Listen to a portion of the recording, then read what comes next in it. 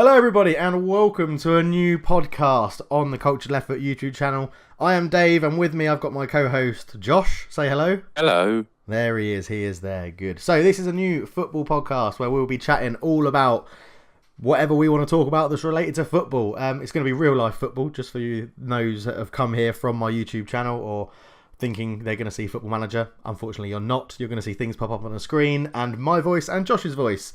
So you guys pretty much know who I am. So, Josh, say a little bit about yourself for the listeners. Hello, Josh, age 32, big football fan.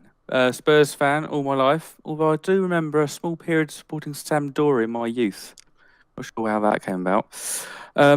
Pretty much an armchair football fan, consume football via podcasts, watching it live, and a bit of gaming. But it's mainly the Spurs of my interest, and this weekend is obviously very big with Spurs United. And who do you support, Dave? Yeah, I'm a Man United fan, so we're going to come on to that later on in the show.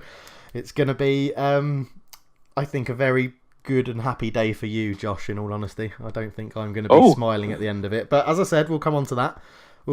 So the format of this podcast, we're hoping to introduce some things. We don't want to be just a regular podcast that chats about all the things that everybody else talks about. So we've got hopefully some niche things in the news that we're going to talk about. And we've got the couple of games that we're going to throw in as well. Things that you can get involved with as listeners. And the brief quickly of what we're going to do over the coming weeks in the episodes that we release. Obviously, those of you from my YouTube channel who have seen me play Football Manager will know I am going to Singapore, so there will be a little hiatus of this podcast, but we'll be back up and running once we sort out the time difference, I think, Josh, isn't it? That's the main problem. But this is how it's going to run. Basically, every week there will be an intro where we just talk about what we're going to cover. So this week we'll have the Wiki Files, which is a game we'll get onto in just a hot second. Then we'll be talking about the news, as I said, a niche topic which we'll be covering, which hopefully most other podcasts won't be out there, so you'll get something different. Then we're going to talk about a game of the week or a game of the month or something that stands out in an actual football game that Josh and I will discuss between us, as he's mentioned. Today will be Spurs v United in the FA Cup. And then we're just going to go on to a little outro and we have a predictions competition as well. And then Josh will leave and end this week's podcast with a fun fact of the week. And it's an absolute belter. So make sure you stay in for that. So that's the format. Let's get on to the actual podcast, which is what we're all here for. So the Wiki Files. I've been talking for long enough. Josh, have a little intro about what the Wiki Files are and how it came about. Well, it's Football Manager is what started it. So FM there's 2011. 2011. So there was because obviously when the new season starts, the new Football Manager game set to come out, you're looking forward to that. And so there was the one last game hashtag of playing the old Football Manager one last time before the new one comes out. And this was with Bala Town. Everybody was set to play with. It was set up by the journalist Ian McIntosh, and who could do the best with Bala Town, the worst team in the worst league, the Welsh league. Sorry if anyone's Welsh. It was just they were horrendous. They were horrendous. Yeah, and whoever did the best, it turned out they would get X amount of tickets to go and watch Bala in the Welsh Premier League. Not just watch Bala. Let's be honest, a game of your choice, which Bala folk were in. Yes, it was a game of your choice. Turns out we didn't win, but I was actually just the quickest person on Twitter to take the free tickets because the person who won couldn't go. So, yeah, it worked out wonderfully well for us. Yeah, but what didn't work out so well was we didn't realise how far Bala was. I thought Dave lives in Bristol. Wales and Bristol are neighbours. It's going to be a quick 20-minute journey from Dave's. Turns out it was another, 4 or 5 hours drive. I think we had to fill the time. Yeah, it turned out that it was 4 hours for you and our other mate to get to mine in Bristol, and then it was 4 hours more from there to Bala. Yeah, could have flown to America, but no, I decided to drive across the UK to Bala. So to fill that time, we decided to introduce a game of Wiki Files. So what you do is you go on a footballer's Wikipedia page, Premier League footballers, because that was where our knowledge base was. And you would tell the other people, because we were driving at the time, so we couldn't do it by looking at it. We'd tell each other first of all, you'd start with their club career. So you wouldn't name anything other than their club career. So where they started a youth career and where they've been to throughout their club career. And then each person had a chance to guess who they thought that player was. If they guessed successfully, 3 points, well done. If they didn't guess successfully, they would have a chance to have another clue. And that clue, you could either choose either their position or their national career. If you got it after one of those, 2 points. And then final one was the alternate clue, which they didn't use in the second round, 1 point. And obviously, if you don't get it, 0 points. So today, and from now on, we will be on this podcast, we will be reliving those glory days, those glorious 5 hours, well, 10 hours there and back, of the Wiki Files. You'll see what I've sent to Dave as our first guess. And so, Dave, do you want to talk through what you see? Yeah, so I'm going to go out on a limb and say he's obviously French, because I don't know where Dardiana Lozana is for his youth career, but he was also at PSG for a year in the youth team. So logically, I'm thinking French because there's PSG, PSG-B, Marseille, and he ended his career in Nantes. So, yeah, I'm thinking French. But the fact he had 1 season in the Premier League, I think you really screwed me over. I stuck to the rules. He's played in the Premier League. Yeah, I can't complain. You have stuck to the rules. So, I mean, PSG-B, I'll write that off. That's not going to help me at all. 3 years at PSG, scoring 2 goals in 69. Overall, 15 goals in 388. So he's probably a defender or a holding midfielder. Yeah. Oh, man. Yeah. Why did you pick such a tough one for the first week? Or a striker in the guise of Emil Heskey and just does a lot of effort off the ball. Yeah. Yeah, one of those, yeah. Of Vincent Janssen. Oh, he'll never see. He'll never grace White Hart Lane again, or whatever we're calling it next year. Yeah. So, this is a toughie, man. You got a guess? Is there anything in your mind that you're going for, or are you gonna go? I haven't got a guess. I want to go for the next clue. Well, no, I think even if I guess and get it wrong, then I'll get another clue anyway. So I might as well. It's true, have a free guess. 1 year at Sunderland. I mean, viewers, listeners, if you know who this is, write it in the comments below from just that information, because that is very impressive. I mean, I like to. I'll be honest, Dave. Yeah. I didn't realise it was only 1 year. I thought it was a few seasons. I thought, when they signed him, because in my head, I think on Football Manager, he had 20 for teamwork and 20 for work rate. I was like, this man is going to be cracking for them. Sunderland transfers not normally successful, are they? Interesting. Which, to me, now you said that, would suggest giving you a bit of a midfielder position. Oh, he knows his stats. It suggests he's a hard. Yeah, but you could be bluffing me. Oh, no. Honest go. French holding midfielder 8 years ago for Sunderland. Oh, you've assumed French. I've assumed French. He could be African. Oh, could be African. I mean, I haven't not a nationality, but yeah. It down, have I? I can't. I don't even have a name spring into my mind. Let's think about the other clubs. Oh, think about the other clubs. 122 appearances for Marseille. Oh, Marseille legend, I imagine. Yeah. Do Marseille have any legends other than Djibril Cissé? I'll get back to you. Yeah, Dimitri Payet, can he be? Orient Thauvin. Yeah. Oh, yeah. Yeah. I am actually gonna have to pass because I don't even have a name coming to my head. Okay, well, obviously your next clue can't be position because you know that now. You've successfully guessed that they're a central midfielder. Yeah, and defensive midfielder. Surely his national career isn't going to help me either because his goal scoring national stats will be just it will give me his nation, won't it? Oh, for God's sake! I know who it is, but I can't think of his name. Where are they from, Dave? They're from Albania. France, no. Albania. They're not from France. They're from Albania. Oh, what's his name? He went to Did he go to Sunderland? Yeah. Yeah. No, he went to. Don't pretend you got the knowledge now. Yeah. He went to the Euros or the World Cup, which Albania qualified for, and they were terrible. Didn't they qualify for? They qualified for the last Euros, didn't they? Yeah, which would have been 2016, wouldn't it? Yeah. It would have been, yeah. Yeah. I went to watch that. Yeah. Yeah, so did I. Yeah, you think I'd remember? Yeah. When we beat you see Wales. Albania there? Albania were there. Oh, what's his? No, this is the thing now, is that I know who it is, but I don't know his name. Well, I don't know who it is. What a stupid comment. I can picture him. Somewhere in it. He's the Albanian cat. He was the Albanian captain.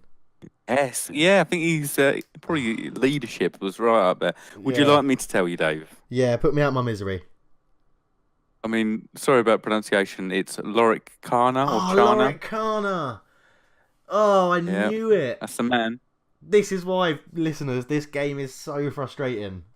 This is why it is so frustrating. Because you'll always have the person on the tip of your tongue. Congratulations to anybody if they got them. I leave this week with 0 points and nil points. To be not French, but Albanian. Yes. Yeah. Merci. Well done, Josh. So you get to start next week by guessing my player. And the one I'd picked out for today, because we had originally started that we were going to do one each, but obviously we thought this was going to run on a little bit while we introduce what the game actually is. I'm going to scrap that because it's far too easy. Oh, no. I had lined you up a nice easy one to ease people into this game and get an understanding of what it is. Oh, no. We'll go for a person who played 1 year at Sunderland. Bloody hell. I've been had, viewers. I have been absolutely had. Minimum 31 games in the Premier League, please. Oh, is that the new rule, is it? Conveniently. It's the Kana rule. The Kana rule. Okay, yeah, I like that. We'll have the Kana rule. Yeah, it's sorted. Okay, so we'll move on from that game. As I said, congratulations if anybody got it. If you did, hopefully you left a comment in the description. No, in the description. You left a comment in the comment section below. That would make more sense. And otherwise we won't find it. Yeah, we won't find it. But well done if you did get that. And don't cheat and go and write it in there now and say you got it, because lies make baby Jesus cry.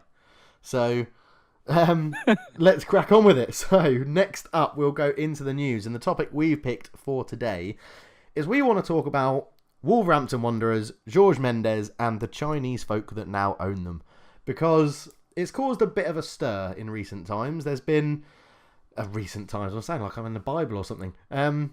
It's been caused a bit of a stir. That's 2 Bible references in 5 seconds, though. Yeah, I know. I don't know what's going on. It's caused a bit of a stir because Aston Villa and Leeds have both made a formal complaint now to the EFL to investigate the whole link between Jorge Mendes, the Chinese investors, and Wolverhampton Wanderers Football Club. So I just wanted to get Josh's opinion on what he thinks about everything, because this is actually a topic that we have never discussed before, I don't think. Even though we've been friends for years, I don't think we've ever really discussed ownership in football and agents, really.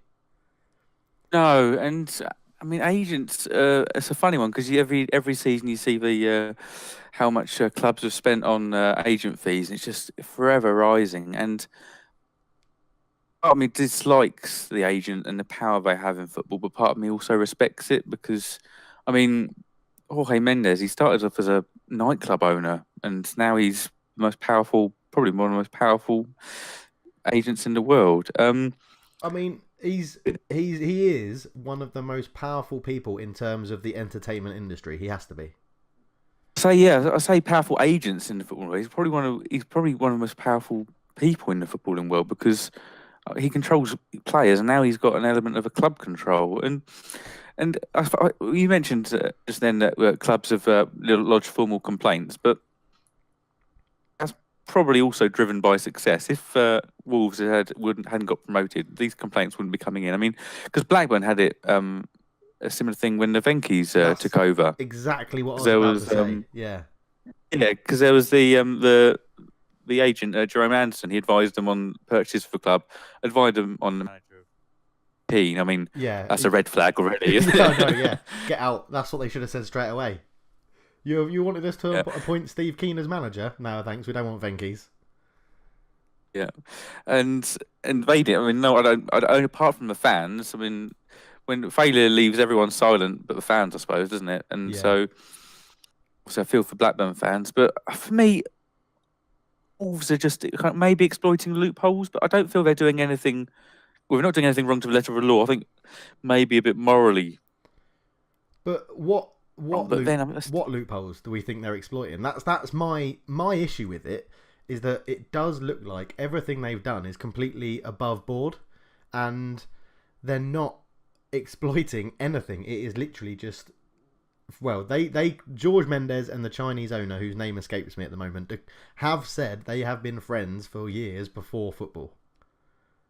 absolutely. I think the bit that is the FA have the ruling about conflicts of interest. So no, I think there's no owners are now allowed to have interests in agents or their companies, and no agents are allowed to have interest in companies. And Right. the Chinese owners has a stake in Jorge Mendes' agency, but it's via a separate company. So there's a kind of a layer between them, which is what they're exploiting for me. They're exploiting that loophole by just putting distance between them. And Mendes is often spoken about as an advisor, but I imagine there's some remuneration that he's getting, and it's clever. And I mean, ultimately, for me, Mendes only seeks to gain. I mean, he's got these players. He brings them into Wolves at the time, obviously, the Championship club. They get acclimatised to English football, maybe become Premier League footballers. They do hold on for money, and so more money than what they bought for. So he wins, doesn't he? So yeah, it stinks as much as, you know, the Chinese owners and the investors and George Mendes have come out. Yeah, we've been friends for absolutely years. This stinks of George Mendes just trying to make money as much as possible. Absolutely, and ultimately, that's what all people. Football's a business now, isn't it? That's what most people are trying to do. It's not very palatable for the fans, because not many fans treat football as a business. It's a passion, isn't it? So it doesn't sit very well. With a sour taste in the mouth. But I doubt Wolves fans are particularly caring right now. Yeah, that's what I was just come on to. It depends. Like you said earlier, you know, football's now a business.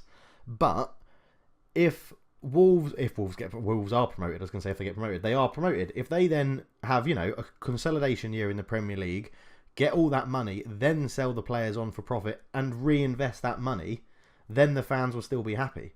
What the fans will be pissed off about is if they go up, get all that money, sell all their players, and then don't reinvest it, and the likes of the investors and Jorge Mendes just run off into the sunset with wads of cash in their pocket. Absolutely. They want sustainable development, don't they? They want it to last forever. You want the success to last forever, but ultimately, Mendes will.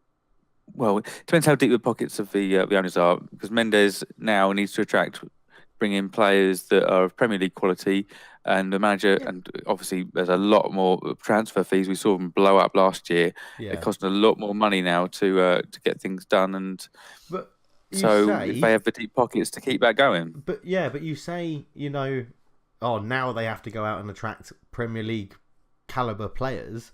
Ruben Neves shouldn't be in the Championship. They're already attracting those players. Yeah, very true. Very true. I mean, personally, I've not watched Wolves this year. I hold my hands up.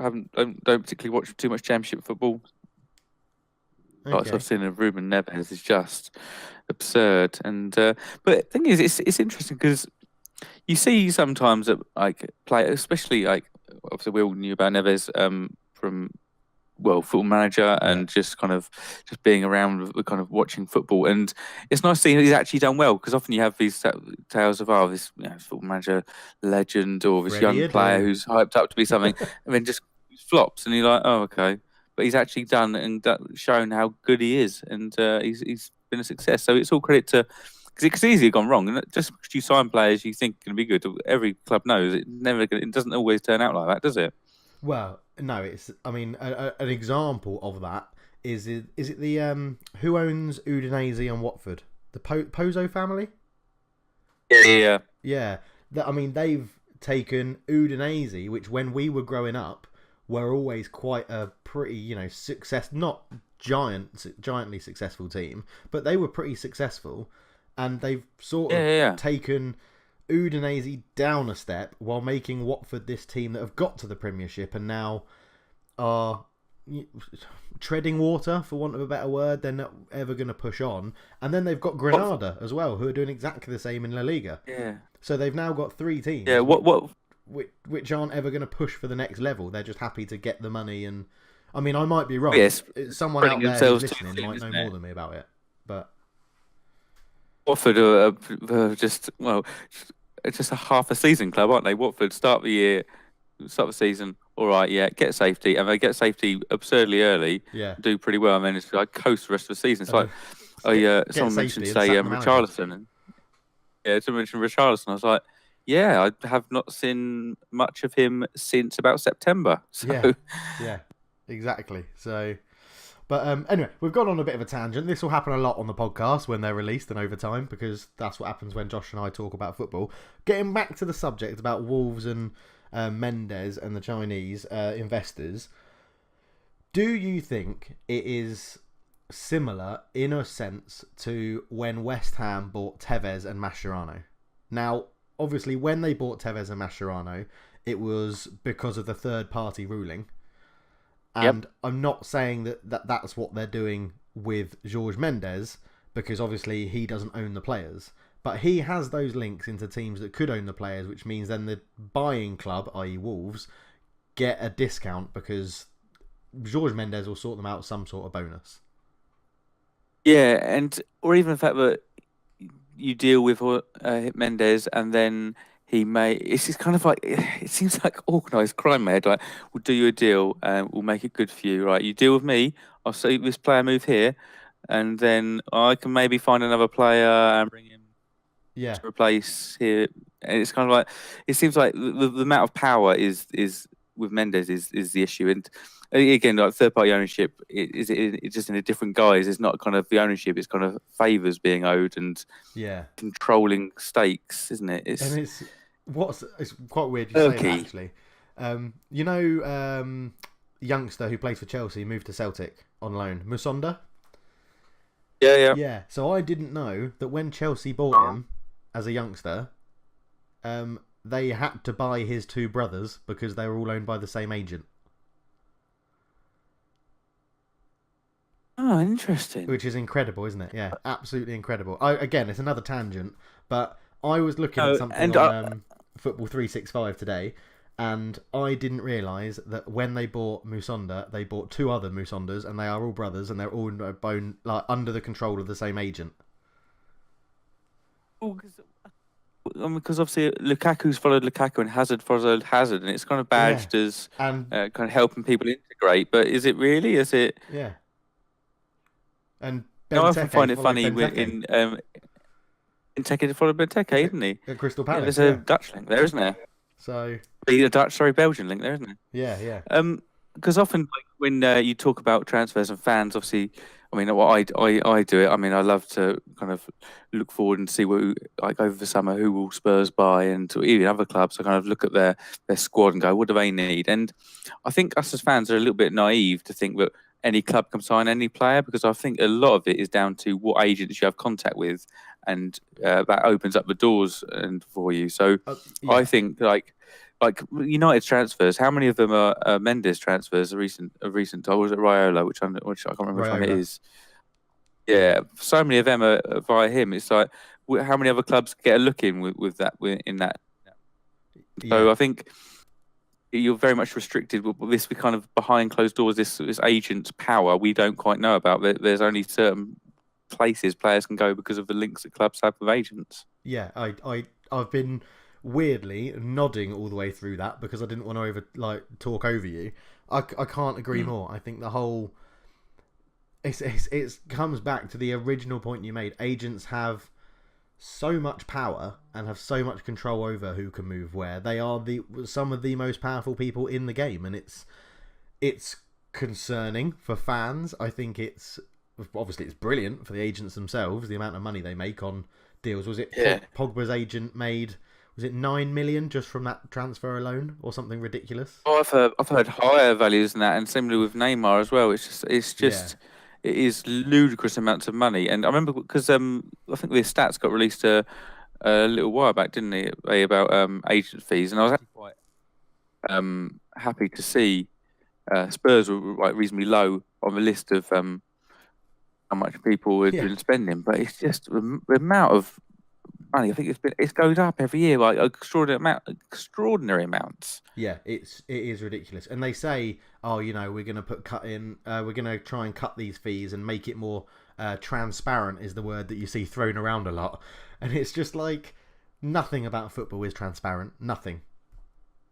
No. I mean, Even when it tries to be transparent and tries to go, oh yeah, like the what's the test they do for owners? Is it fair and proper yeah, the or fair and proper, whatever it's called. Yeah, and then like 6 months later, oh yeah, sorry, I have criminal charges in my country of origin. I've got no real money. It's like, Yeah. what was the test? like the Did guy. they just ask you a fair, you a proper person? Yeah.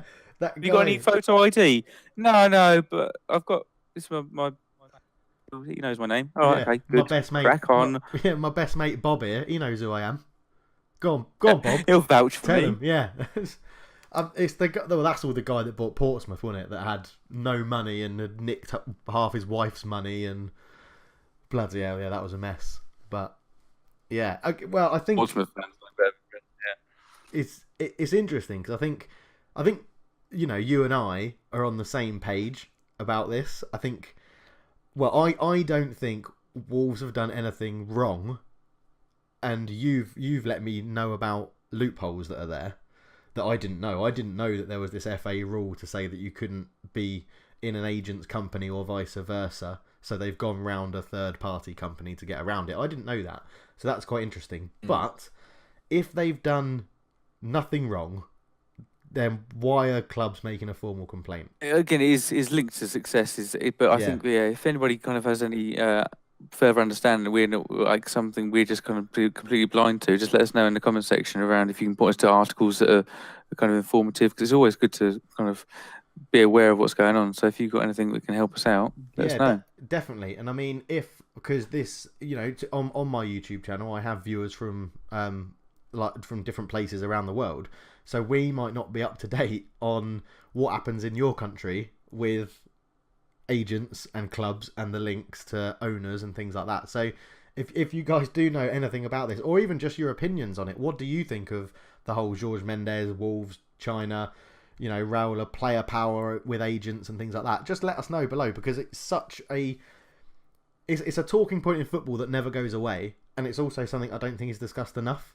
No, it's a kind of bad smell that no one really kind of it's lingering and getting a bit smellier each time, isn't it? It's kind of like, oh, And so it's murky. It's a murky, stale pond that's just kind of festering in the corner. yeah, with malaria growing that will eventually kill the whole sport. But anyway, it's It's exactly that. That is precisely what it is. exactly Bloody malaria puddle. malaria puddled, riddled with agents nicking all the money out of football, of which there's too much anyway. But that's another topic for another week. Okay, well, yeah, leave your comments down below about what your thoughts are on the agents and clubs and ownership and Because things like that. third-party ownership is still legal in other countries, isn't it? It's not. It's only a certain amount of countries that have banned it. So, I mean, if you own a footballer, let us know. yeah, that as well. Well, saying that, I know that you've got a fun fact of the week coming up, a fun football fact of the week coming up at the end of the show. A little fact for you. I think it's either Sao Paulo or Santos in the Brazilian league.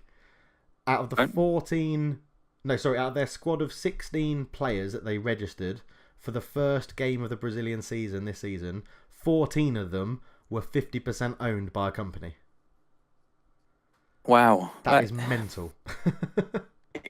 I've always found third-party ownership a little bit odd, because you're owning a person. It's kind of slavery. It's a bit weird. It's very but weird. it's also, it's in a sense like when you buy a house, it's great when you sell it 7 years later in the UK, especially because the house prices have gone up so much. You're like, wow, there's equity. It's like, but think of that with football transfers over the last 5 years. Like, okay, I own this player. Oh my goodness, he sold for 2 million. Great. 5 years later, he sold for 35 million. Yeah. Great. I mean, we probably will come on to it another week. Probably actually probably more around the World Cup, because that's when we get distracted from Premier League football and all of these things you can talk about them when Brazil are playing and stuff. But something that's always surprised me, like you say about that, when kids first start playing football, most of them, as far as I'm aware, have parents or an older sibling or something that are their agents. So how could you be an owner of a company or an agent from a company and go to someone who's probably 9 or 10, I want to buy 50% of your son's footballing talent? It's just an odd conversation, but we will, I'm sure, cover that in a future podcast. But we'll move on to the next bit, if you're happy to move on, Josh. Yes, I think I am, yep. So, your beloved Spurs v my pretty woeful Man United at the moment. I say that, second in the league, I shouldn't really complain. We're doing okay. They shouldn't. No, there'll be a lot of teams who would rather be in our position. But yeah, what do you think? What do you think about the FA Cup game coming up on Saturday? So it'll be tomorrow when this podcast goes out. Yeah, what are your thoughts? I am nervous. I think we've got a little bit of a reputation of being bottlers, and I've often found that jibe hard to take, because often I think bottling has been used against Spurs, has been used when we haven't won, but the other team's been better. It's like, oh yeah, bottled the league, Leicester won it. Well, Leicester are actually really, really good when won the league. It's like, well, Chelsea won it last year. Yeah, well, Chelsea are really good. And yeah, the Champions League match against Juventus, okay, we were best, but for like 90% of the two legs, we were a better side. We lost it. But yeah, Juventus are a really good side. It's a little bit of bottling, I suppose, because we're winning that, but it's kind of playing on my mind a little bit now that I was going to say we haven't won anything, and this is a really, really good opportunity too. And I just don't like Mourinho. Well, that's a statement right there. And I don't like Mourinho sides in situations like this, because he knows how to win games. I was about to say. So what you've said is you've described all the moments where you think Tottenham got wrongly or incorrectly labelled as bottle jobbers, and then stated you think they're going to bottle it. Yes, because I think it's playing on my mind now. It's got to a stage where I'm starting to believe the bottling. The bottle's got into my head. It's like, oh God. Oh, bloody hell. Okay. Well, surely the whole game is not on a level playing field. And playing field is the direct term I'm using, because it's being hosted at what is your home ground? Well, home ground, I suppose we're playing away from home. Oh, yeah, we're playing away from Wembley, which having to squat there for a year. Yeah, ridiculous. It's not... Oh, where were you at the start of the season with our hoodoo? Hey, where were you then? Wow, I was obviously laughing quite heavily. Yeah. But I think if Wembley is your home ground, the neutral venue should be somewhere else. And that would be the case if Wembley hadn't cost such a lot of money that they need to get every single event there they can. Exactly. But no, I think that'll have a factor in the game. I think Tottenham will win. I don't think it's going to be a very pretty game. I think there'll be the goals I can imagine in my head coming from mistakes in the game. I think it'll be either a scrappy 1-0 or 2-1 to Tottenham, and I just think it's going to be. I think Mourinho will play it like everyone is expecting him to play it, defensive, try and hit on the counter attack, and I think Tottenham will like that, but it will just be an error-ridden game, and that's what will decide it.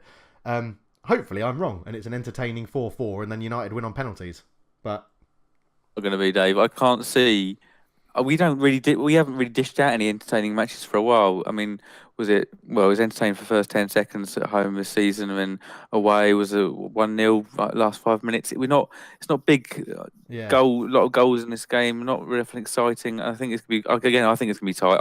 I would not be surprised to see this go to penalties. Okay. And then, I mean, I'm English, so immediately that panics me. Even though there'll be a couple of players who are English taking penalties, and Kane for one is absurdly good at penalties. So why am I nervous? But yeah, inherent fear of penalties. It will be this weird penalty shootout where Harry Kane scores, and then we send up Chris Smalling, who scores, and then Dele Alli will score, and then Phil Jones will score, and then people like Pogba will miss, like Lamela will miss, Eriksen will miss, and then Lloris will score the winning penalty or something stupid. That would be. Oh, that's the thing. We played throughout the cup, as of you, but I think isn't Romero injured or unavailable for this match? Lamela. Romero. Oh, sorry. Romero. Yeah, he was injured against. He wasn't picked against Bournemouth. We had Pereira on the bench. Yeah, so because we've had Vorm in, and I'll try to. Lloris has been in poor form for the last 4 or 5 games. He's made numerous mistakes, and yeah, wouldn't be too up. I like Vorm. Vorm's I mean, my biggest problem before these errors of Lloris was his kicking. It was just so erratic. But Vorm was very good with his feet, but. It's be interesting to see. Does Pochettino have the cojones to drop Vorm from his cup as his cup keeper and put Lloris in? I'm not sure. Well, I don't. Yeah, it's an interesting one, and it's. I was going to say a similar thing about the United lineup. With if you look at who we played and more importantly, who we dropped. I guess is more important when we beat Bournemouth 2-0 last night. What day is it today? Yeah, last night. No Sanchez. No Lukaku. I know he came on and scored, but he didn't start. We started Rashford, Martial. Okay, Martial didn't impress that much, but Rashford had a decent game. Luke Shaw had a decent game. Generally, I'm a player manager. I wouldn't change my back four if they've kept a clean sheet. But is Luke Shaw going to start? Probably not. It'll be Ashley Young at left back, I imagine. So, yeah, and Mourinho has made a bit of a problem for himself in this cup game because he said after the loss to West Brom, I'm going to drop players and players are going to come in and play for their chance to feature in the FA Cup semi-final. And I don't think that many people did badly. Even Fellaini had a decent game. You love a bit of Fellaini though, don't you? I do love a bit of Fellaini. It is a very, very guilty pleasure. And I would love him to play against Spurs. To be honest, he's the only sort of person that will stop Dembele, if I'm being honest. Because he'll just elbow him. Dembele. I mean, Dembele's a sexual footballer. And we were having would he get into your my combined 11? Combined 11. Well, you'll have to find out when we come on to that in just a minute. But we were talking in the pub when I was back in Kent seeing you. And it was... I never realised how much you like Dembele. I liked him a lot before because obviously he's had a strange career. I mean, as a youngster, when they played in the street, they didn't score goals by shooting. They scored it by dribbling it through the goal, and it was all about dribbling, which is why the man can't shoot for toffee, but he's a fantastic dribbler. And obviously, he started his career. He was kind of a second striker. Fulham signed him that way, and then Fulham moved him back a bit, and he had a bit of a odd start for us. Scored in his debut actually, and we thought, oh, here we go. And scored for like 5 more goals since. Just sorry to interrupt you while you're talking about that. I always thought when you bought him from Fulham, I always thought that was a bit of an odd transfer. It was a Modric replacement, really, because Modric had just finally got his move to Madrid, and we'd signed Dembele. And I think because it was late August. So I think Fulham had just played against United, and Dembele had bossed the midfield against United. And then we played United a few weeks later. So we played United at Old Trafford within a few months of each other, and had man of match performances. And he's not got a flashy skills when dribbling, but he's just unstoppable. Everybody speaks about how strong he is. It's just he'll shift the ball and he gets that arm out, and you're not getting near. I could watch the highlight reels of him all day long, and how midfielders just kind of try and get near him. He just pushes them to the ground, and they're just left sprawling on the floor like an upturned tortoise. It's just lovely to watch. But that will be what will be interesting is I can't see Mourinho dropping Pogba for the semi-final, and if Pogba and Dembele have this, one of those 50-50 balls that are in the middle and they both go to kick it at the same time, I think the world might end. It's Well, that's defensive work that Pogba might have to do, so probably just shy away from it. oh, that's very true. Yeah, that's very true. He'll be worrying about the colour of his hair, but Yeah. yeah. So, I'm intrigued by the game. I don't think it's going to be a you know a fanfare of football. Let's say I don't think it's going to be that. I think it's going to be pretty dull. Is it on our TV screens? It must be on our TV screen somewhere. BBC One in the England. Ah, BBC One. Excellent. Okay, Yeah, well, so I can find my nearest pub and watch it in because I'll be out already and watching football before that. oh, wonderful stuff. I will be playing football and then probably watching it in the pub after. So, Lovely. yeah, I'll put a little sly thing in there. I'll be playing football as league champions because we won our league on Tuesday with 4 games. Well done, Dave. Yeah, well done, Dave, indeed. Right, so let's move on then from that, sticking with Spurs and United. A combined 11, and we haven't really chatted about this. We thought it would be a good idea to shove in because obviously it's both our teams and there's going to be quite a bit of discussions about it. So again, in the comments below, let us know what your prediction is for the Spurs United game and what would be your combined 11 using both teams' players. So surely, Josh, we are both agreed on goalkeeper. Gazaniga is the man in between the sticks. Right. Okay. Yes. Sorted. David De Gea. Yeah. David De Gea it is, and I'm a big fan of his work, and he's just I think I dread to think you should dread to think where you'd be in the league this year if he wasn't in between in your goal mouth. He's just saved your bacon more times than I can count. I don't, and I'm an accountant. I don't think we'd actually be. We would be obviously a lot worse off without him. He's a fan. Don't get me wrong. He's a fantastic goalkeeper, but Romero is a very good goalkeeper. Romero is a fantastic shot stopper. But yeah, we would not be in second place with De Gea. I think we'd be possibly doing a sort of Chelsea, fighting in the last. I'd say Chelsea, Arsenal. Yeah. Fighting in the last 4 or 5 games to scrap into the top 4. But that we've. Credit to the scouting team that found him when he not found him. He was obviously playing for Atletico Madrid, but have that faith in him to tell Fergie that this guy is going to be a hero. Because my God, he. Really I'm impressed with the fact that obviously because I've seen the other side of it. I've seen 2 Spurs players anchor for a move to Real Madrid and eventually get their wish, whereas De Gea was almost set to go to Real Madrid, and then it's just stopped now, isn't it? He's just. I don't think it's stopped. It's got a bit quieter since he signed the new contract that matched Paul Pogba's wage. So, yeah. But I mean, it's not like how many years has it been since that? It's got to be a couple, 3 years now. Is it like that all came about? What, the De Gea fax machine breaking down thing? Yeah. Yeah, where we nearly ended up with Keylor Navas, who I watched playing goal the other night and was absolutely shocking. Yeah, he's a funny keeper. He's physically gifted and great shot stopper. But I do like him, but it doesn't reek of Real Madrid, does it, Keylor Navas? No. I mean, you got Costa Rican in your goal. That's fantastic. Okay, so we're settled on David De Gea. So which way do you want to do it? Hold on a minute. Okay. So we're going to go through positions, but are we agreed on a formation? That was going to be my next question. What formation have you got listed for your combined 11? I've got a 4-2-3-1. Bingo. So have I. So beautiful. We can crack on. We'll go next to we'll go next to right back. Right back. I have gone with Kieran Trippier.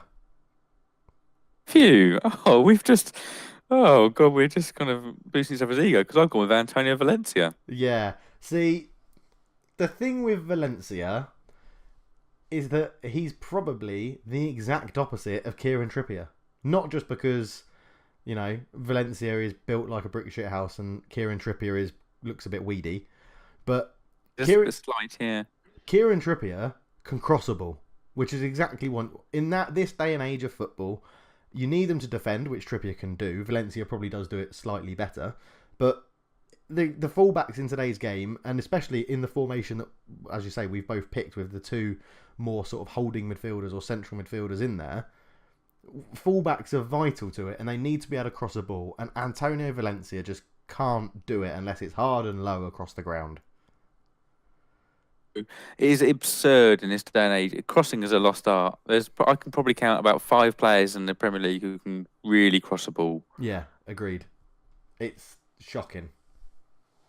That is definitely Trippier's outstanding attribute. Is it's crossing just kind of from deep and getting a bit of good shape on the ball, or it's his first time crosses, which just make up for his lack of pace, because it's just a quick. He doesn't have to try and beat a man. He can just lay it across, and it's just fantastic. And that is why he gets into my team ahead of Antonio Valencia. Yeah, Valencia's in my team because I miss Kyle Walker, and I feel like Antonio Valencia is somewhat that guy's that marauding right back, pace and power. I thought Aurier was going to be that, but evidently he isn't as quick, and he's got a lot more penalties to give away instead. Yeah, that is very true. He is a bit of a liability. I think Aurier will come good next season. I think he'll be very good. Oh, I hope you're right, but part of me thinks it might not be for Tottenham. Fair enough. So that's the first disagreement we've got then. So what I will do in the description box of this video, I will post in there Josh's combined 11 and then my Josh's 11, and you can see how it compares to your guys' combined 11 when you leave it in the comment section. So, right-sided centre-back. Oh, there's only one Toby Alderwerield. Rubbish. When was the last time he played for you? Yeah, funny enough though, he played on Tuesday night, yeah. Oh, did he? Against Brighton. Oh. Yeah. How did His he first do? appearance in the league since, he did really well. He's just class. He's just class. I thought this was another Kyle Walker situation where, because at the end of last season, Kyle Walker just didn't play in big games. And I think they had a bit of falling out with Pochettino and just getting phased out. And Alderweireld's got some contract negotiations going on. I thought Pochettino was doing the same thing, going, you're not playing again, mate. But he just suddenly makes an appearance against Brighton, because obviously he'd been out the side, but in the Belgian side, well, he's fit, but I think maybe Tottenham have different standards of what classifies as fit. I mean, one's managed by Roberto Martinez, so that's just a different class. I mean, what defending means. Davies and Sanchez has been outstanding this season, but Alderweireld just adds a level of security and just comfort, just wraps me in that warm defensive blanket and snuggles next to me and goes, "It's all right, Josh. Don't you worry." And I don't worry. It's going to be amazing, isn't it, seeing him next to Laporte for Man City next season? Yeah, I think we chatted a while back, and I said I wouldn't be surprised if there's an Alderweireld John Stones swap between Tottenham and Man City. Oh, and yeah. I'll be a bit upset to see it, but Alderweireld's 29. John Stone's got to be about 24 now, and as there is a player in there somewhere, age will only benefit John Stones. So, hey, if it happens, I'll embrace it. Pochettino would be probably a perfect manager for someone like John Stones. Yeah. So okay, it's not a bad point. So my right side. You're Eric Bailly, aren't you? Of course, I've got Eric Bailly. The man's an absolute machine. He's a good player. I didn't really know much about him when he signed, and then he just slotted in. It's like, he's similar to Davies Sanchez, that kind of effortless speed and just recovery, and just he's solid as a rock, but he's no Toby Alderweireld. Toby Alderweireld is a fantastic defender. Don't get me wrong, he really is, but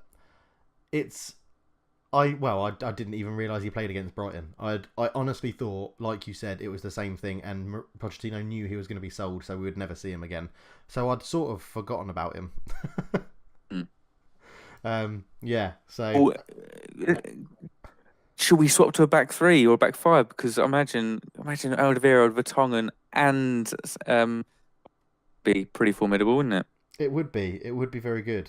I mean, have to drop one of our midfielders, and our midfield is looking, I think, stacked. You play to your strengths, don't you? And I think a combined Man United and Tottenham 11 is the midfield, is the strength.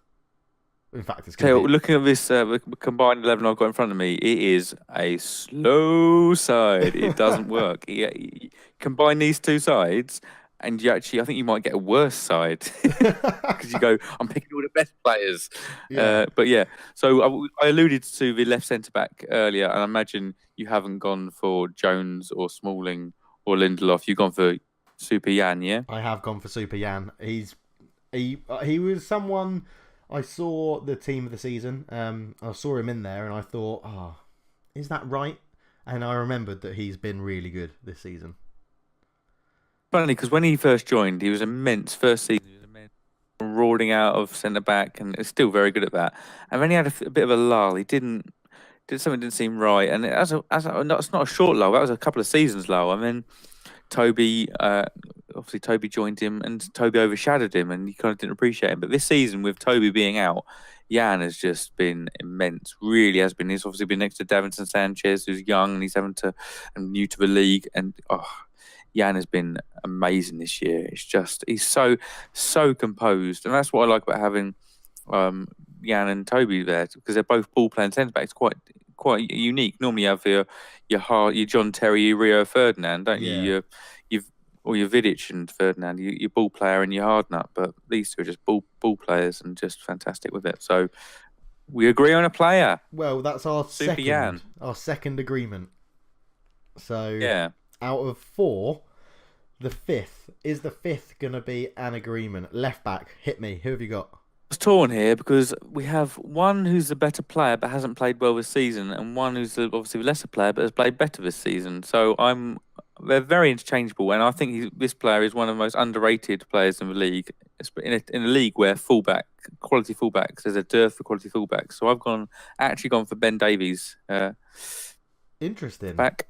Nice. I haven't. Partly because Danny Rose has done a lot to hurt Spurs fans with his comments last year, so he'll be probably your player next year.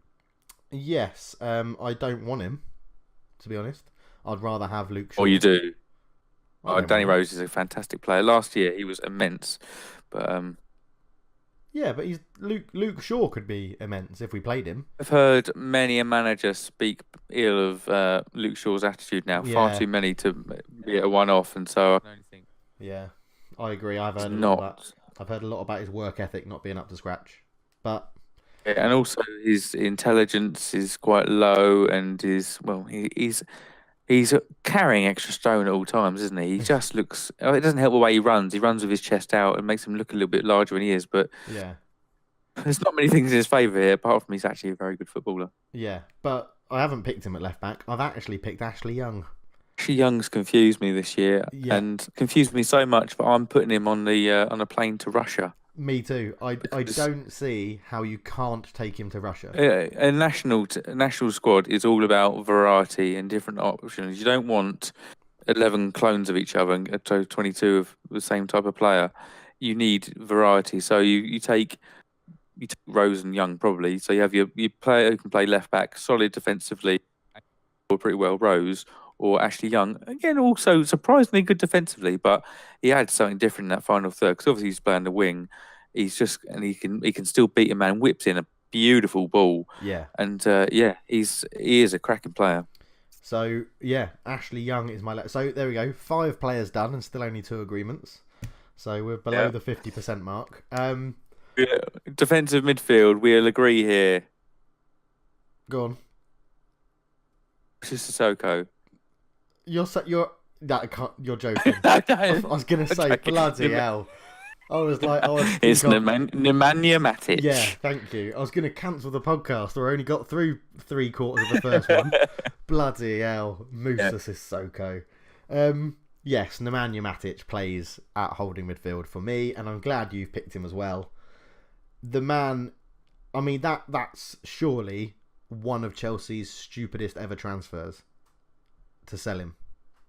Well, do you want me to? I can reel off a few more if you want. Okay, we're talking outs only. Selling players only. Selling Kevin De Bruyne. Yes. Okay, agreed. Selling Mohamed Salah. Agreed. Lukaku. Romelu Lukaku. Yeah. Well done, Chelsea. Okay, so we've agreed Nemanja Matic is one of Chelsea's top 5 worst sales as transfers. Yes.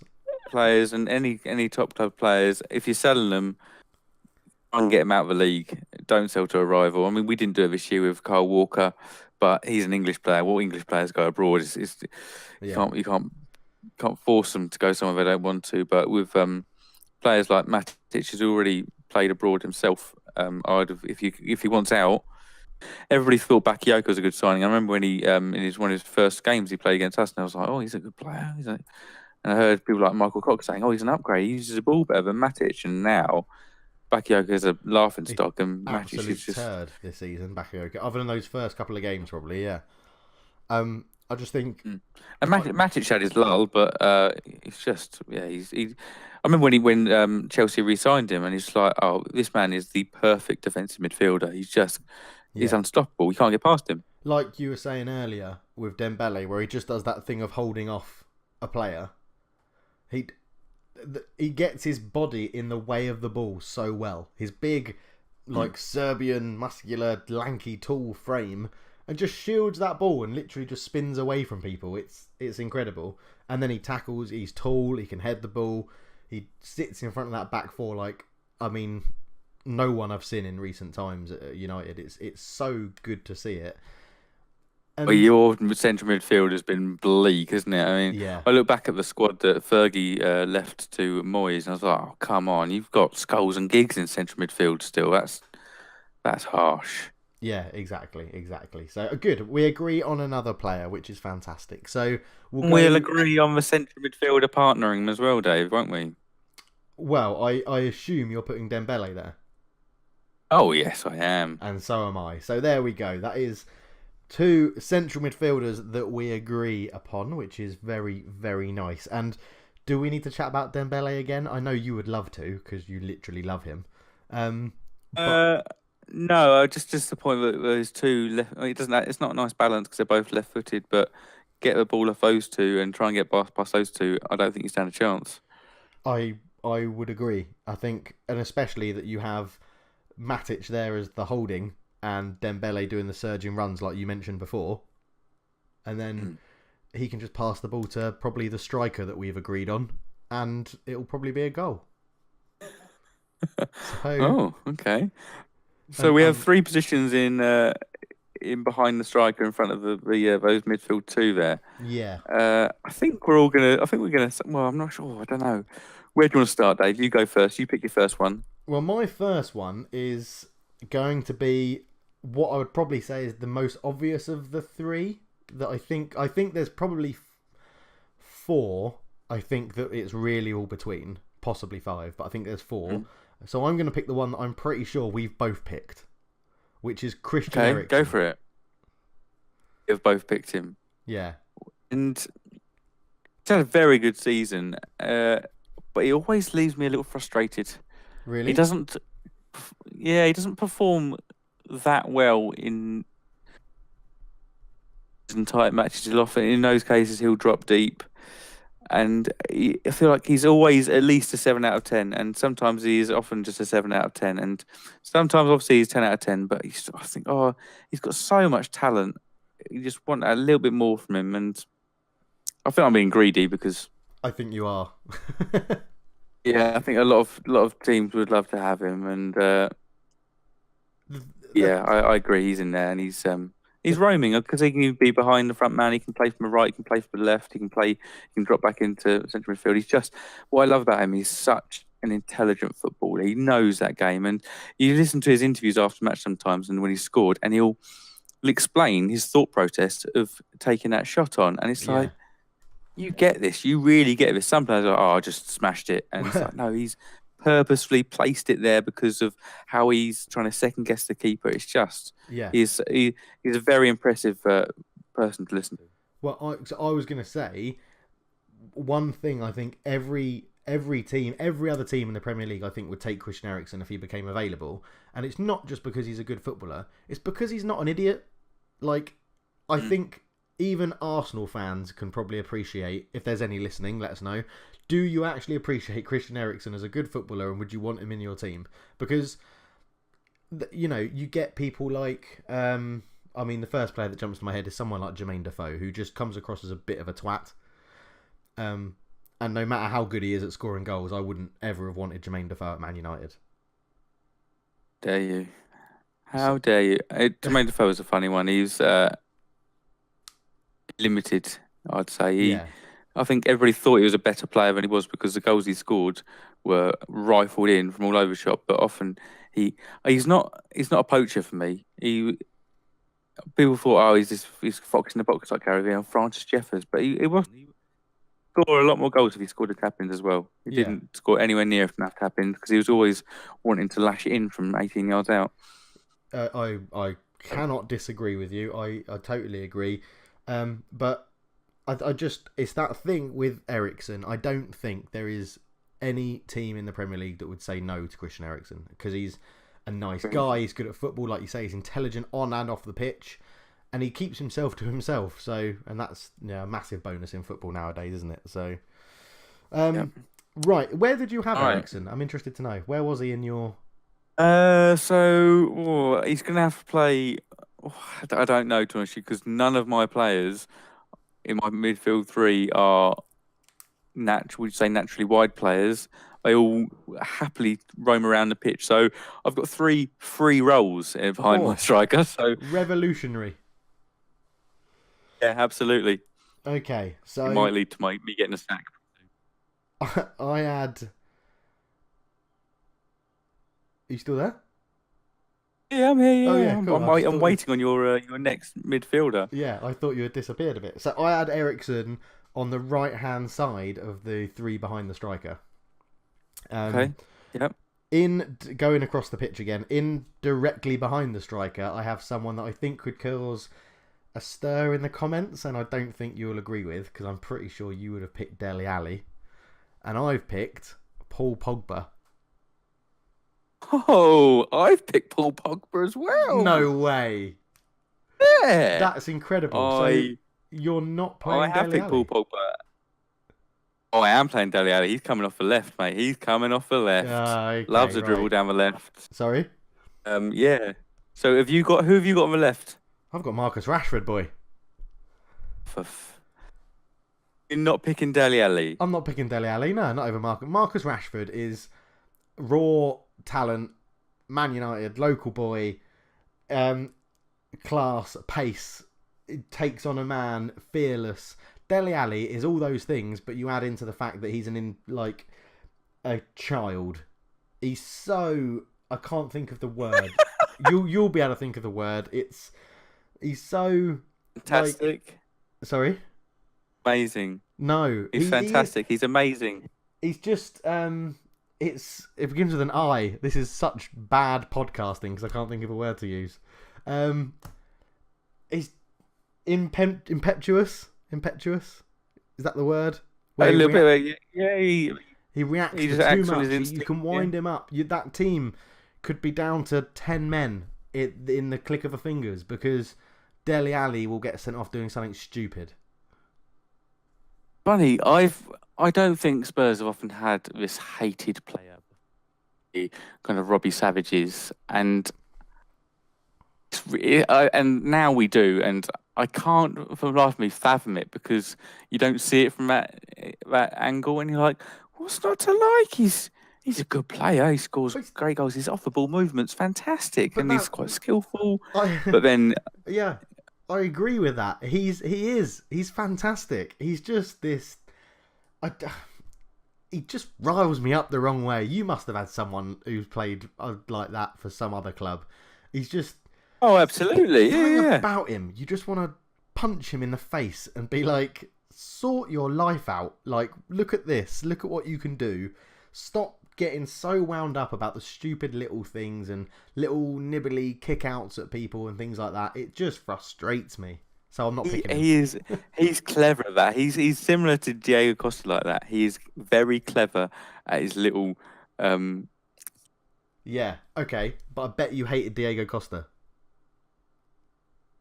Did initially, and then I learned to accept that he was a weird man.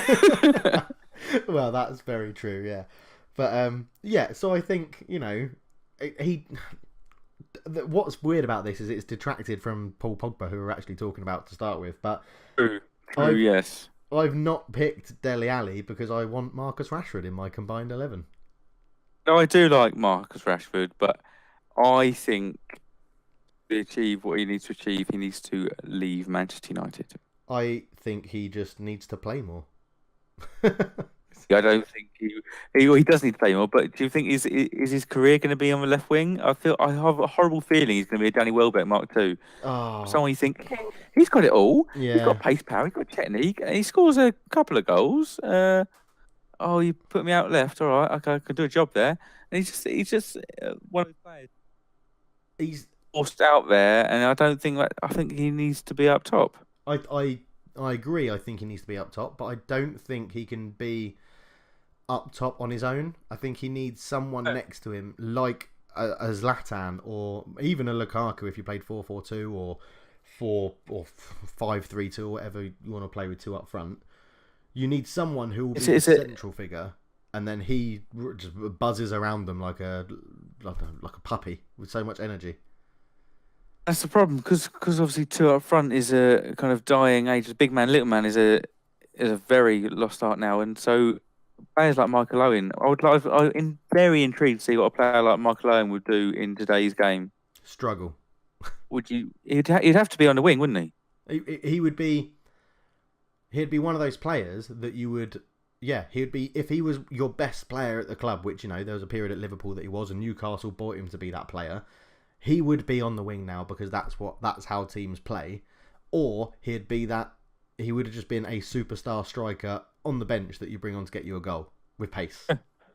And strikers have evolved to be all the big strikers now. The best strikers are all round complete strikers, aren't they? Yeah. You don't often have the one trick ponies at big clubs now. I mean, if you look at all of the top club strikers, they can do it all. Or you have a situation where with Liverpool, where they have three players. If you combine into one, they come complete. But they have a players a 3-man unit, and they just kind of do their thing. But you got your Kanes, your Lukaku's, your Morata's it could be, but Diego Costa's, your Higuain's. They can do it all. Can hold the ball up. They're reasonably quick. They can link play. They can score goals. It's they're all 6 foot plus. Apart from league champions Man City, who have 2 out-and-out goal scorers up front when they play them, rotate them, Jesus and Aguero. Yeah, they are incredibly limited. Actually, that's a very good point, and it's funny to see because both players really don't link with football very well. It's incredible. All the creativity is behind them, and they can create chances for themselves, but they can't bring players into the game that well, and it's a funny situation. Actually, it totally is. Again, hopefully you guys will all tune into the podcast in the future because there'll be many a tangent like this that we go on. If you can remember, we're trying to pick our Man United Spurs combined 11, and we've ended up talking about Aguero and Jesus up front and what strikers are like nowadays in football. So, right, back to the case in point. I've picked Rashford, you've picked Dele Alli. I think we've both had our points made about why. You probably had better points about why Dele Alli should probably be in the team. Mine about Rashford were very much all sentimental. Paul Pogba, so that's a bit of an enigma, isn't it? We both picked him, but I think my pick is based on hope. Your hope is a player. Yeah, my hope is picked on. My pick is. I've made it because I just feel it is hope, but I feel at any moment he could do what he did against Man City. It's not this weekend. Wow. We'll see. I think he was. All that game against Man City showed to me is that he wasn't playing for Mourinho, he was playing for Manchester United. He saw what the situation was, and he didn't play like that because Mourinho had a go at him or someone had shouted at him. He knew what it would mean to the fans. It's an adoration thing. I think he knew if he took that game, even if we didn't win, if he upped his game and took that game by the scruff of the neck and worked his balls off and put the effort in, he knew that the fans would adore him even more than they do now. Question for you, Dave. Yeah. Who is going to be at Manchester United longer, Paul Pogba or Jose Mourinho? If if rumours are to be believed, it'll be Mourinho because he's going to try and sell him, sell Pogba. I want it to be Pogba. I don't. Well, I think I've chatted to you about this before, but Mourinho isn't the manager for me. He has done okay this season. I think, like we've already covered, if we didn't have David De Gea, would be further down the table. Losing to Sevilla in the Champions League was an absolute nightmare. I don't really like Jose Mourinho. He's not engaging enough. He's very dire and dull in press conferences, and he's I don't know. He's not a manager for me. I think Pogba will outlast Mourinho. If we keep hold of him this summer, if we don't sell Pogba in the summer, he will outlast Mourinho. I can't see either of them being there more than 2 more years. I see it. Obviously, you've got to look next season. You've got to look forward to Mourinho's difficult third season, where everything normally goes to absolute ruins. Well, and that's why I think if we keep Pogba in the summer, he will outlast Mourinho, because I think the dressing room will get the only person in that team or in the dressing room at the moment that I think really has 100% faith in Mourinho is Matic, and that's because he's been with him at Chelsea. He's always been his sort of teacher's pet, and I think if Mourinho starts picking on like the players that really matter, I think the Man United players will do what the Chelsea players did and just play to get him sacked, which is really bad. And therefore, I think Pogba, if we hold him in the summer... I wonder where Mourinho can go then. Sorry? I do wonder where Mourinho can go, because he's getting less successful as his career goes on. He's becoming... I think football's moving too fast for him. He's not adapting, and I really do wonder what his next job will be. I totally agree and think that football's moving too fast for him, and I think he will be very picky with his next job. I think he will go somewhere that is a team, not failing isn't the right word. He'll go to a team that's, third or fourth somewhere that should be winning the title, and then he'll go and win the title. Juventus, although he was manager at Inter Milan, so would he? Well, I suppose he now manages Man United, and he was manager of Chelsea. But if Juventus have one bad season where they don't win the Serie A and sack their manager, he'll go in. He could go to PSG and just continue winning the league. If they don't win the Champions League anytime soon, they'll be looking for a manager that has won it. And if Mourinho's available, they'll probably take him, because he's dining out on his reputation, isn't he, as the chosen one, which was years ago. It was years ago. I just remember watching that clip a few weeks back, and time has not been pleasant to Mr. Mourinho. He was, I think I remember a girl I was seeing at the time used to say that she thought he was an attractive older man. Now he looks washed up. He looks like a hobo in a suit. He's looking more like Arsene Wenger day by day. But yeah, I think... Should we round out this side then, Dave? Yeah, this 11, because we all know where it's going to end. We're tangenting all over the place, if that's even a word. We clearly all... I think everybody in the human world could predict who our combined striker is up front. And he's one of our own. Wow. He might be one of Man United's own next season. No, you haven't got enough money. Well, that's 200 million plus, that is. Yeah, well, I don't know if... Well, yeah, I'd love him. Harry Kane is phenomenal. I mean, he even gets credited for goals that he didn't score. He's that good. He's that good. He did not touch that. He did not touch it. I don't know if he touched it or not, but if the FA have ruled he has, and he's got a really hard deal for doing what every striker does, is claim a goal regardless. He was wrong to go all this kind of social media element to it, but he's a winner, and he just wants to. If he says he's touched it, I believe him. Harry Kane is one of the most honest players out there, and he's just getting absolutely slated. He's on kind of the Gary Lineker scale of kind of slating for his Gary Lineker's incident in the World Cup, and now Harry Kane's Twitter feed is Liverpool fans are just absolutely slating him for it, and I've got to agree. If he says he's touched it, no one can really argue against him. He's the only person that knows he's touched it, but what annoys me is that if he does win the Golden Boot by 1 goal, it's so unfair. Well, if he does, it really taints it. I remember this time last year, he was about 5 goals behind. It must have been Lukaku at that time, and he absolutely blew him out of the water. Scored something like 8 goals in his last 3 games, something ridiculous. And he needs to do that. But he's let you into a secret here. Harry Kane is out of form. He was out of form before he did his ankle in, and he's out of form still. I don't think he's going to get near Salah. Okay, that is very interesting. Whilst we're talking about Harry Kane, let's just talk about England. What would you do with the striker situation for England? In terms of squad, in 3 strikers, I'm taking Kane, I'm taking Vardy, and depending on where you play him, I'll take Rashford, but whether he takes up a striker slot or not, I don't know. But Kane starts, 100% Kane starts. Yeah. I don't think Kane's going to be top scorer.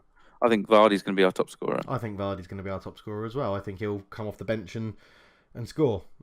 Or if we're already qualified by the time we play our 3rd group game, Vardy will start it and bang in a couple of goals. And then there, Mr. Optimism. Yeah, I'm always optimistic. I'm just optimistic a little bit earlier than normal at the moment. We're getting out of that. I know. World Cup fever. I can feel the heat coming. You got World Cup fever, Dave. Yeah, I'm a bit hot under the collar, mate. We're getting out of that group, surely. I thought that in every World Cup, but a couple of times we've failed to do so. Yeah. And then we drew with Algeria 0-0. Yeah. Yeah. Well, we did. That was a little fun fact for you. Another one. World Cup. Yeah, well, this is a Josh fact. That World Cup, was that USA opening game? Yeah.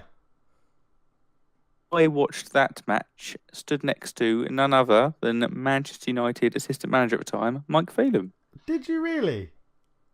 Did, yeah. What were you doing hanging around with him? So my in-laws, my brother-in-law is a colleague at work, hosts a party each year, the summer solstice party, and he was in attendance. He's a friend of a friend, basically, and he was there. I didn't mention anything football related to him all the time because I was too nervous to speak to him. So, but haven't you had a kick around with Adam Lallana as well? That was my cousin's child. Yeah, he broke his leg, and is a big Liverpool fan. And Adam Lallana was an absolute legend. Went round his house, had a good kick around with him, and apparently was just an absolute ledge. Incredible. Are you taking Lallana to England just for that? Lallana would have been starting for me if he'd played this season, but I think his season's done, isn't it? Yeah, he hasn't kicked a ball for months, has he? Because I always thought that Tottenham and England should kind of marry up with their formations, and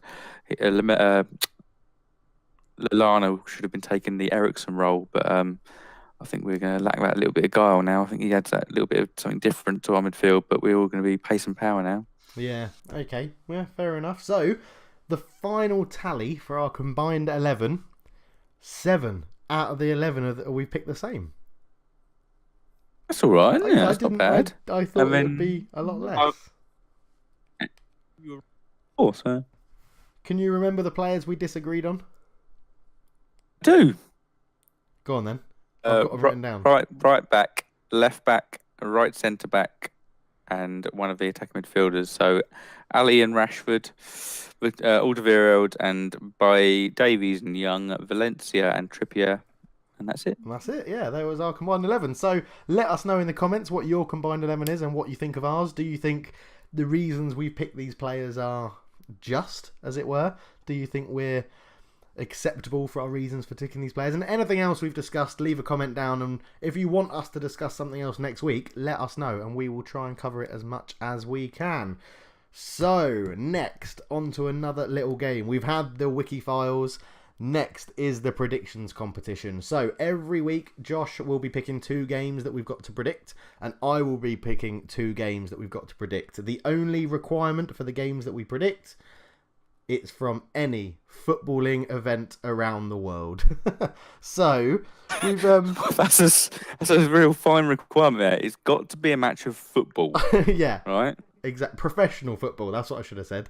It's got to be a match of professional football. Okay. So it's the same rules as the wiki files, but obviously this time you get 3 points for an absolute spot on, and you get 1 point if you get the correct winning team, or if you predict it's going to be a draw and it ends in a draw. You get 0 points for getting absolutely nothing right. You guys can join in as well. Leave your comments in the prediction. There will be a running league table of everybody that enters, so you can see how you do against Josh and I. Josh, your 2 teams, or your 2 games that you've picked are... The first one is the Mark Hughes derby. It's Chelsea versus Southampton. Yep.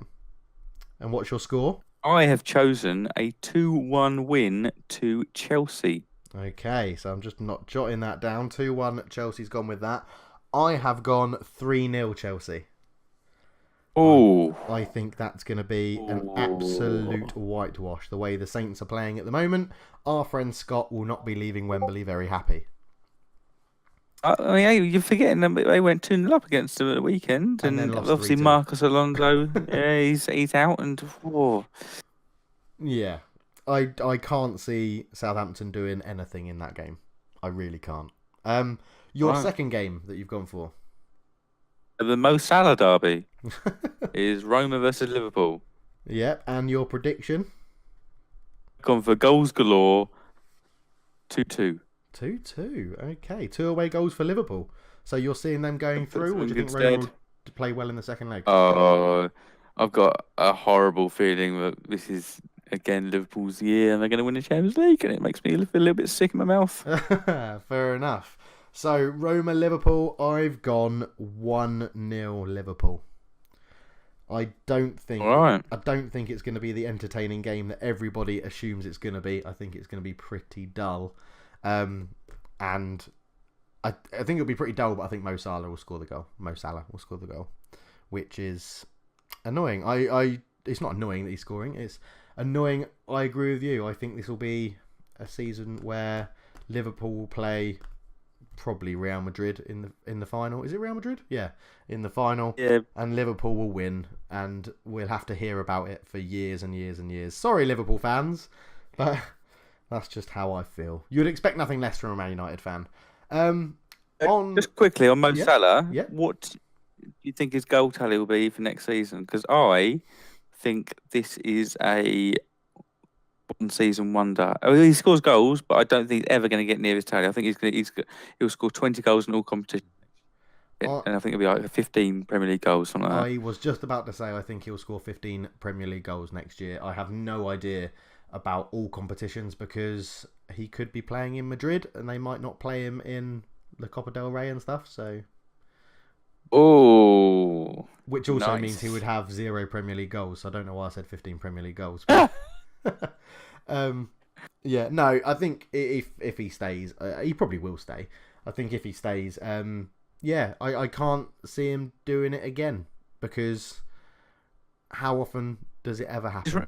It just reminds me of Vardy's season. Just like everything he's touched, he's just in the right place. It's like Christ, he's just there again. Yeah, I think he's gonna. I think who's going to take his position is I think Sterling may come good, and it reminds me of Salah. Salah at Chelsea was just kind of so quick, and he was like, he's miskicking all the time. He's not setting himself that shot, and I think Sterling is going to continue to add goals to his game and may have a season in the future like Salah's had this year. Okay, interesting. That's interesting. Well, hopefully Sterling does it at the World Cup. How about he turns into Mo Salah for the World Cup? That'd be wonderful. I'll take it. Yeah. Right, on to my 2 games that need predictions. So we're going to start, obviously, if people have seen my YouTube channel and know my infatuation with NK Maribor, we're going to go with an NK Maribor game for the first prediction one of my lot. It is going to be Alumnji versus NK Maribor in Slovenia. I have predicted 3-0 Maribor. Josh? Yeah, Maribor riding high, aren't they? And just to be contrary with this, because I thought Maribor is probably going to be a result for them. I've gone for 0-0. You've got 0-0. Oh, Yep. that's going to frustrate Maribor, and yeah, that's going to cause some anger in the comments, I reckon.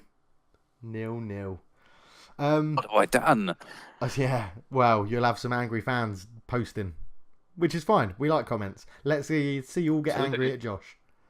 And then I've gone for what I would class as a miniature derby, because Arsenal West Ham isn't really a London derby. They're just two teams I know, in London. Yeah, I agree. It's kind of, yeah.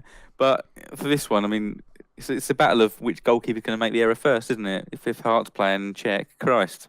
Yeah, indeed. It's going to be. Yeah. Well, I've predicted 3-2 Arsenal, so I think both goalkeepers are going to have pretty calamitous days.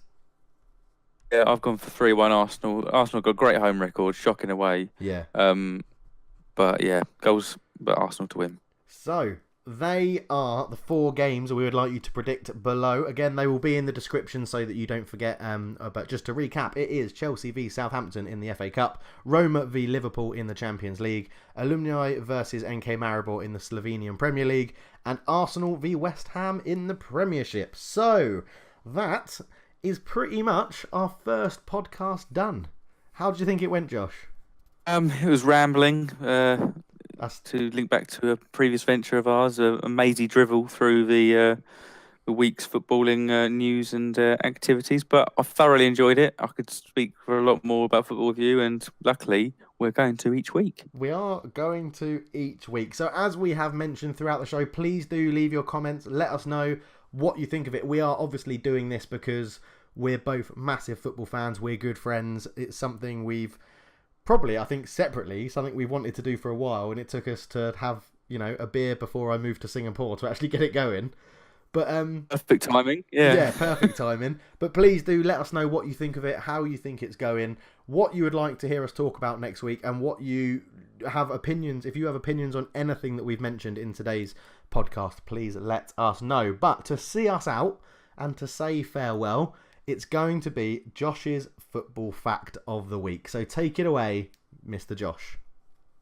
Now, this fact blew my mind, but I've not. We'll see if it blows yours. So this is about the Dutch striker for Sporting Bas Dost. So at the weekend when he scored against Belenenses, he took a touch before scoring a goal, and that's the first time he'd taken a touch before scoring a goal for the first time since March 2017.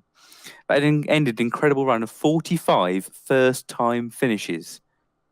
That blew my mind. So it's not a player who often involved in the build-up like Aguero and Jesus. So he once only took 13 touches in a game and scored a hat-trick. And so this is his Sporting career. Since he joined Sporting in the summer of 2016, he has scored a total of 68 goals. Now, I think, how many of those goals do you think he's taken a touch before scoring? The number 64. 64 of those 68 goals he's hit first time. 12 penalties, 27 headers, 25 tap-ins. Ludicrous. Incredible. And what a way, I think, to end our first podcast. There you go. Go and tell your friends and think you're amazing knowledge of football. Thank you very much. Josh's football fact of the week. There will be another one next week, Josh, so get it prepared and get it ready. On Bas Dost, do something else. Yeah. But or a dribble from your own half. Yeah, I think we'll have to call it there. So thank you very much for listening. I really do hope you've enjoyed it. It's goodbye from me and Josh. We'll catch you next week. Thank you very much for listening. We're out.